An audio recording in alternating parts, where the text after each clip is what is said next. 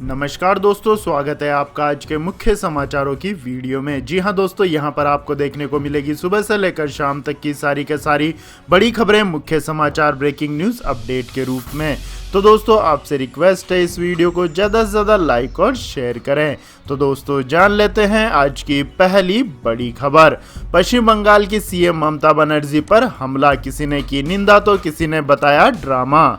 जी हां दोस्तों, पश्चिम बंगाल की मुख्यमंत्री ममता बनर्जी नंदीग्राम में धक्का दिए जाने से चोटिल हो गई। मिली जानकारी के अनुसार उनके पैर और पीठ में चोट आई है। घटना के बाद उन्हें कोलकाता ले जाया गया, जहां उन्हें अस्पताल में भर्ती कराया गया। डॉक्टरों की एक विशेष टीम उनका इलाज कर रही है। इस मामले में चुनाव आयोग ने रिपोर्ट तलब की है।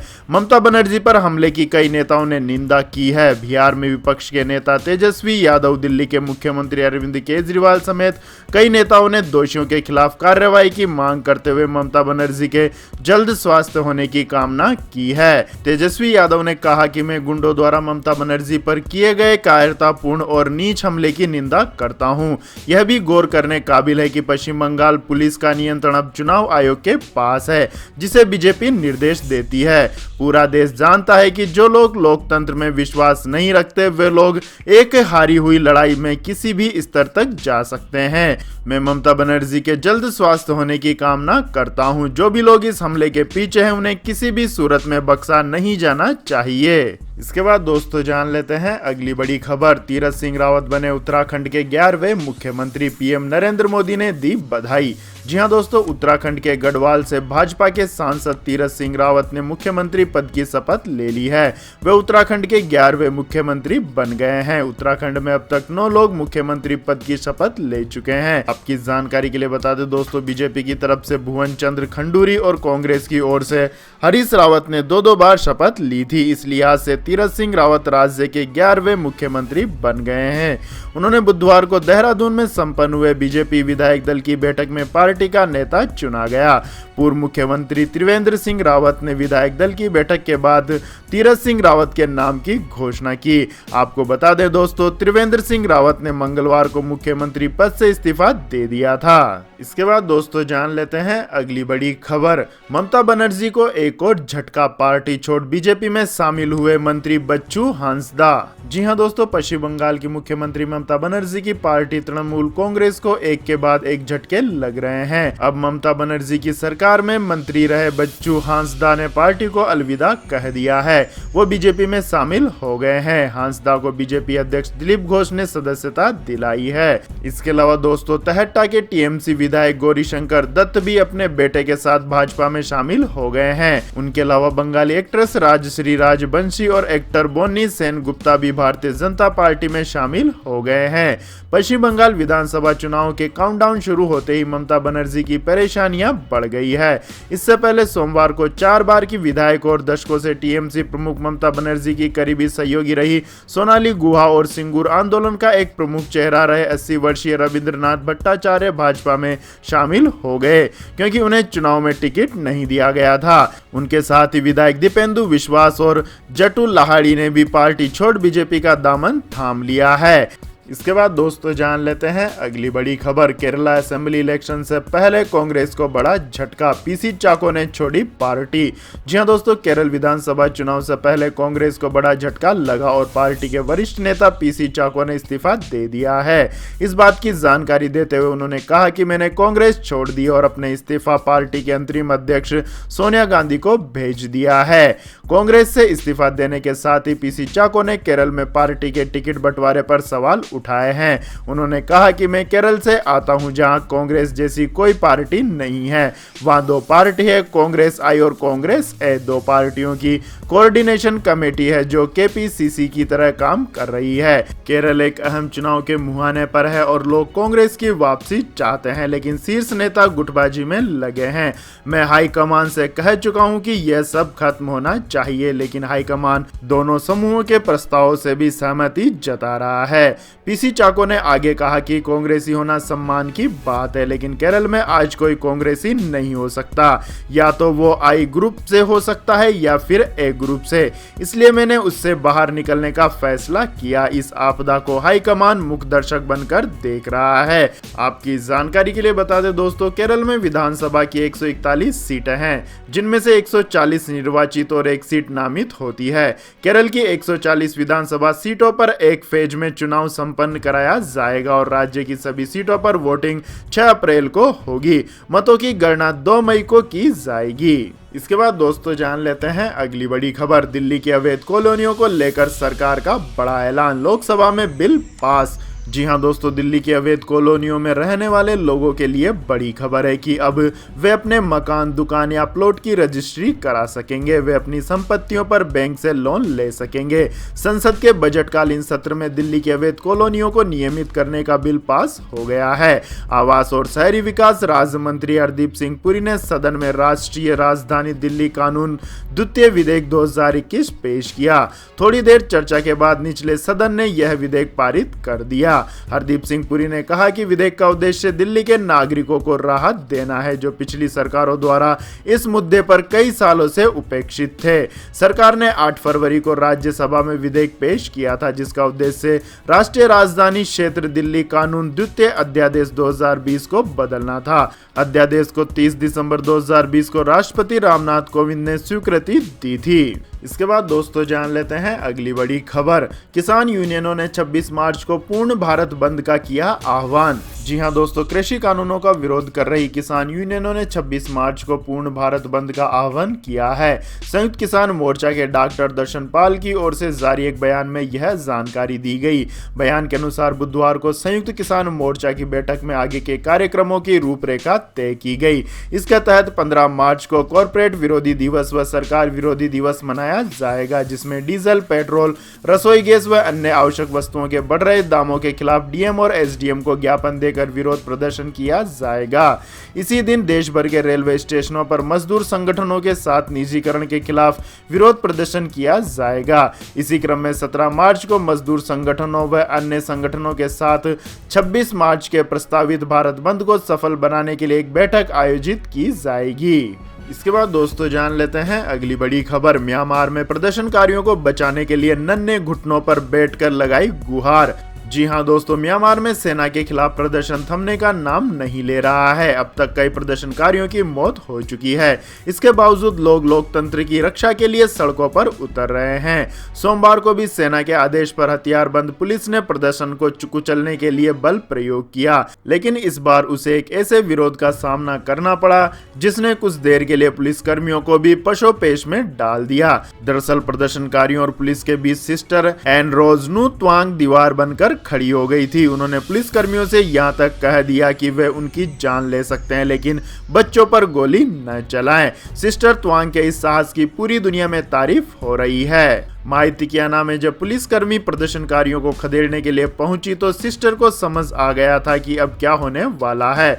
उन्होंने प्रदर्शन करने वाले बेकसूर लोगों की फिक्र थी, इसलिए सफेद रोब और काले हैबेट में हाथ फैलाए सिस्टर रोज सड़क के बीचों बीच बैठ गई और गोली न चलाने की गुहार लगाने लगी। उन्हें इस तरह से देखकर पुलिसकर्मी भी पशोपेश में पड़ गए। उन्हें समझ नहीं आया कि सेना का आदेश माने या सिस्टर की गुहार सुने। इसके बाद दोस्तों जान लेते हैं अगली बड़ी खबर। कंटेंट क्रिएटर्स की मुश्किलें बढ़ी, अब यूट्यूब से पैसा कमाना आसान नहीं, कंपनी ने बनाया नया नियम। जी हां दोस्तों, अब यूट्यूब से पैसा कमाना भी आसान नहीं रहेगा। कंपनी जल्द ही नई पॉलिसी लागू करने की योजना बना रही है। गूगल ने ईमेल के जरिए यूट्यूबर्स को बताया है कि अब से यूट्यूब वीडियो से होने वाली कमाई पर यूएस टैक्स देना होगा। हालांकि नया नियम अमेरिका से बाहर वाले कंटेंट क्रिएटर्स के लिए ही लागू होगा। अमेरिकी यूट्यूबर्स पर इसका कोई असर नहीं होगा। इस टैक्स की शुरुआत जून 2021 से हो सकती है। यूट्यूब कंटेंट क्रिएटर्स को नए नियम के तहत अपनी कमाई का 31 मई से पहले खुलासा करना होगा। ऐसे में गूगल की तरफ से यूट्यूब कंटेंट क्रिएटर से 15% के हिसाब से टैक्स लिया जाएगा। वहीं 31 मई तक कमाई का खुलासा न करने पर कंपनी यूजर से 24% टैक्स लेगी। गूगल की तरफ से कंटेंट क्रिएटर्स को मेल भेजा जा रहा है। साथ ही उम्मीद है कि गूगल की तरफ से अगले कुछ हफ्तों में कंटेंट क्रिएटर से टैक्स की डिटेल मांगी जा सकती है। इसके बाद दोस्तों जान लेते हैं अगली बड़ी खबर। लेकिन दोस्तों अगली खबर जानने से पहले आप लोगों से गुजारिश है कि इस वीडियो में दिखाई गई खबरें अगर आपको पसंद आई हो तो इस वीडियो को लाइक करें, शेयर करें और हमारे चैनल को सब्सक्राइब करें। तो दोस्तों जानते हैं अगली बड़ी खबर। एमएसएमई सेक्टर को यूपी में और मिलेगा बढ़ावा, गाजियाबाद में बनेगा कॉमन सर्विस सेंटर। जी हाँ दोस्तों, जैसे जैसे देश कोरोना से निजात पाकर आगे बढ़ रहा है वैसे वैसे प्रदेश भी अब आगे बढ़ने लगे हैं। यूपी में कारोबार को फिर से पटरी पर लाने और बढ़ाने के इरादे से योगी सरकार ने एक और बड़ा फैसला किया है। ओडीओपी और एमएसएमई सेक्टर को बढ़ाने के लिए गाजियाबाद में कॉमन सर्विस सेंटर बनाया जाएगा। इसका उद्देश्य सभी जिलों के बीच बेहतर कोऑर्डिनेशन करना होगा। उत्तर प्रदेश में कारोबार को फिर से रफ्तार देने के इरादे से मंगलवार को राजधानी लखनऊ में एक हाई लेवल बैठक हुई। इस बैठक में मुख्य सचिव राजेंद्र कुमार तिवारी, एमएसएमई विभाग के अपर मुख्य सचिव नवनीत सहगल सहित कई बड़े अधिकारियों ने शिरकत की। बैठक में अधिकारियों ने साफ कर दिया कि योगी सरकार का जोर कारोबार को और ज्यादा बढ़ाने पर है। इसके बाद दोस्तों जानते हैं अगली बड़ी खबर। दिल्ली के लोग सरकारी खर्च पर अयोध्या जाकर करेंगे रामलला के दर्शन, मुख्यमंत्री अरविंद केजरीवाल ने किया ऐलान। जी हां दोस्तों, दिल्ली सरकार बुजुर्गों को मुफ्त में तीर्थ यात्रा करवाती है। दिल्ली सरकार की मुख्यमंत्री तीर्थ यात्रा योजना के तहत राजधानी के बुजुर्गों को तीर्थ स्थलों का भ्रमण कराया जाता है। इस यात्रा का आयोजन तीर्थ यात्रा विकास समिति करती है। दिल्ली सरकार का कहना है कि अयोध्या में राम मंदिर बनने के बाद दिल्ली के बुजुर्गों को रामलला के दर्शन कराएगी। दिल्ली विधानसभा के बजट सत्र में मुख्यमंत्री अरविंद केजरीवाल ने कहा कि अयोध्या में राम मंदिर का निर्माण पूरा होने के बाद वे बुजुर्ग लोगों को अयोध्या दर्शन के लिए ले जाएंगे। इसके बाद दोस्तों जान लेते हैं अगली बड़ी खबर। कांग्रेस नेता अधीर रंजन चौधरी का ममता बनर्जी पर निशाना, कहा खुद को साबित कर रही है ब्राह्मण। जी हां दोस्तों, पश्चिम बंगाल में होने वाले आगामी विधानसभा चुनाव को लेकर राजनीतिक बयानबाजी तेज हो गई है और कांग्रेस नेता अधीर रंजन चौधरी ने मुख्यमंत्री ममता बनर्जी पर निशाना साधा है। इसके साथ ही उन्होंने कहा है कि ममता बनर्जी पहली बार खुद को ब्राह्मण साबित करने की कोशिश कर रही है। कांग्रेस नेता अधीर रंजन चौधरी ने कहा कि इस चुनाव में आम लोगों की कोई बात नहीं कर रहा, सिर्फ सोनार बांग्ला करके भाजपा और टीएमसी लोगों से वोट मांग रहे हैं। ममता बनर्जी पहली बार खुद को ब्राह्मण साबित करने की कोशिश कर रही है।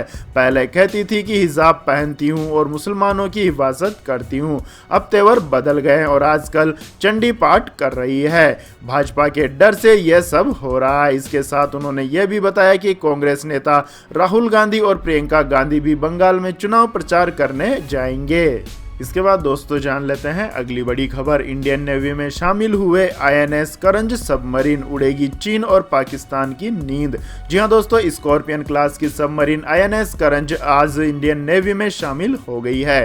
करंज के जंगी बेड़े में शामिल होने से भारतीय नौसेना की ताकत और क्षमता बढ़ गई है। इससे पाकिस्तान और चीन की नींद उड़ेगी, क्योंकि आईएनएस करंज की खासियत ही कुछ ऐसी है। आईएनएस करंज दुश्मनों के लिए एक घातक अदृश्य हथियार है जिसे ढूंढ पाना मुश्किल ही नहीं नामुमकिन है और यह सबमरीन पलक झपकते ही दुश्मनों के परकच्छे उड़ा देगी। सबमरीन आईएनएस करंज को साल 2018 में समुद्र में टेस्ट के लिए उतारा था। करंज हर टेस्ट में अव्वल रही है। कलवरी क्लास की पहली दो सबमरीन कलवरी और खंडेरी पहले ही नौसेना में शामिल हो चुकी है। कलवरी क्लास की कुल 6 सबमरीन मुंबई के मझगांव डॉक लिमिटेड में बनाई जा रही है। अब आईएनएस करंज देश की आन बान और शान बन गई है। आपकी जानकारी के लिए बता दें दोस्तों, आईएनएस करंज एक बार में 12,000 किलोमीटर की यात्रा कर सकती है। इसमें 8 अफसर और 35 नौसैनिक काम करते हैं। यह समुद्र के अंदर 350 मीटर तक गोता लगा सकती है। कलवरी क्लास की सबमरीन समुद्र के अंदर 37 किलोमीटर प्रति घंटे की रफ्तार से चल सकती है। खास बात यह है कि आईएनएस करंज में दुश्मनों के जहाजों को तबाह करने के लिए टोरपीडो लगे हैं। इसके अलावा यह समुद्र में बारूदी सुरंगें भी बिछा सकती है। इसके बाद दोस्तों जान लेते हैं आज के मौसम अपडेट्स। तो दोस्तों आने वाले 24 घंटों के दौरान सिक्किम, असम, मेघालय, अरुणाचल प्रदेश, नागालैंड, मिजोरम और त्रिपुरा में हल्की से मध्यम बारिश के साथ साथ 1-2 स्थानों पर तीव्र गति से बारिश हो सकती है। गिलगित बल्टिस्तान और मुजफ्फराबाद पर हल्की से मध्यम बारिश होने की संभावना है। वहीं जम्मू और कश्मीर, हिमाचल प्रदेश और उत्तराखंड में हल्की बारिश और बर्फबारी की संभावना बनी हुई है। वहीं पंजाब और हरियाणा के कुछ हिस्सों में हल्की बारिश हो सकती है। दिल्ली, एनसीआर, पूर्वी राजस्थान और उत्तर मध्य प्रदेश में गरज के साथ बारिश हो सकती है, जबकि केरल और दक्षिणी तमिलनाडु के कुछ हिस्सों में हल्की से मध्यम बारिश होने के आसार हैं।